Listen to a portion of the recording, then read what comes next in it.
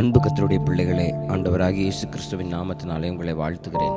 தொடர்ச்சியாக இரவு சிந்தனைக்கு என்று சிலுவையை பற்றி நாம் பல காரியங்களை சிந்தித்து வருகிறோம். நேற்றைய தினத்திலே ஒருவன் என்னை பின்பற்றி வர விரும்பினால் அவன் தன்னைத்தான் வெறுத்து தன் சிலுவையை எடுத்துக்கொண்டு என்னை பின்பற்ற கடவன் என்று இயேசு சொன்னதனுடைய அர்த்தம் நாம் சிந்தித்தோம். அது சொல்லப்பட்ட சூழ்நிலையை இன்றைக்கு நாம் சிந்திக்கப் போகிறோம். மத்தேயு 16:24 அந்த வசனம் இப்படியாய் தொடங்குகிறது.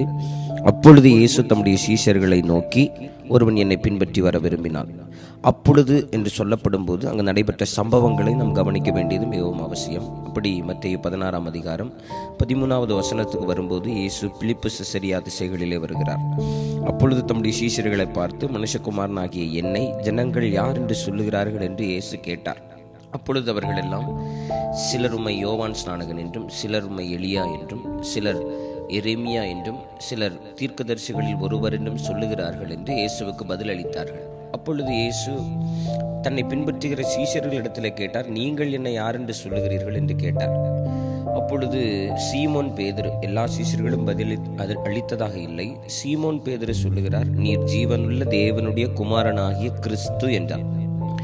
இயேசு பேதுருவை பார்த்து, யோனாவின் குமாரனாகிய சீமோனே, நீ பாக்கியவான், மாம்சமும் இரத்தமும் இதை உனக்கு வெளிப்படுத்தவில்லை, பரலோகத்தில் இருக்கிற என் பிதா இதை உனக்கு வெளிப்படுத்தினார் என்று சீமோனை மெச்சிக்கொண்டார். அப்பொழுது பேதுருவுக்கு ஆண்டவர் வாக்குத்தத்தங்கள் எல்லாம் கொடுத்தார். பின்பு சீஷர்களிடத்திலே ஆண்டவர் பாடுபட்டு கொலையுண்டு 3ஆம் நாளில் எழுந்திருக்க வேண்டும் என்கிற காரியங்கள் எல்லாம் சொல்லத் தொடங்கினார். அப்பொழுது மறுபடியும் அதே பேதுரு அவரை தனியே அழைத்து கொண்டு போய், இது உமக்கு நேரிடக்கூடாதே ஆண்டவரே, இது உமக்கு சம்பவிப்பதில்லை என்று கடிந்து கொண்டான்.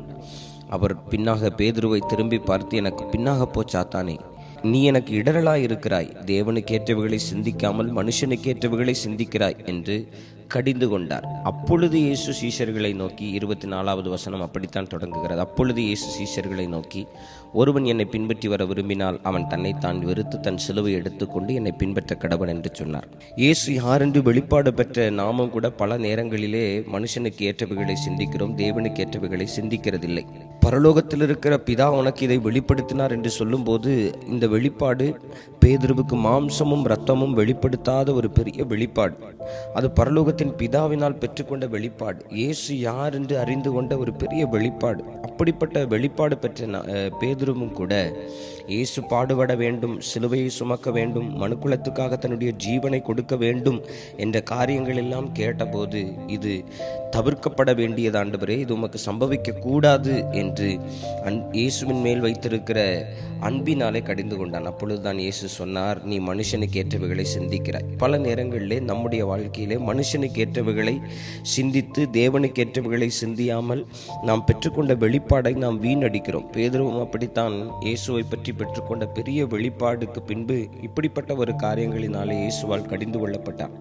அப்பொழுது சீஷர்கள் சொல்லுகிறார், நீங்கள் இயேசுவை யார் என்று அறிந்திருக்கிறீர்கள், அந்த அறிவு உங்களுக்கு இருக்கிறது. ஆனால் ஒருவன் என்னை பின்பற்றி வர விரும்பினால் அந்த வெளிப்பாடும் அறிவு மாத்திரம் போதாது, அவனும் தன்னைத்தான் வெறுத்து, என்னைப் போல நான் மனுஷனுக்கேற்றவைகளை சிந்திக்காமல் தேவனுக்கேற்றவைகளை சிந்திக்கிறது போல நீங்களும் உங்களை நீங்கள் வெறுத்து சிலுவையை எடுத்துக்கொண்டு என்னை பின்பற்ற கடவன் என்று ஆண்டவர் அந்த வார்த்தைகளை சொன்னார்.